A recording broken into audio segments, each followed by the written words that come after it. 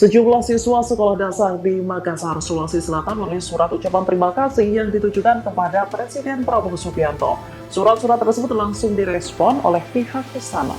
Surat ucapan terima kasih itu ditulis para siswa setelah program makan bergizi gratis atau MBG mulai diterapkan pada Senin 6 Januari 2025. Ternyata program tersebut memberikan sejumlah kesan bagi para murid. Tak hanya mengucapkan terima kasih, mereka juga menyebut jika Prabowo adalah presiden terbaik. Mereka bahkan ada yang meminta hadiah sepatu yang ditandatangani oleh presiden. Surat-surat tersebut direspon oleh Kepala Kantor Komunikasi Kepresidenan Hasan Nasbi. Ia menyebut ucapan terima kasih dari masyarakat akan menjadi penyemangat bagi Badan Gizi Nasional. Sementara Kepala Negara juga selalu mendapat pembaruan informasi secara Download Tribun X sekarang, menghadirkan lokal menjadi Indonesia.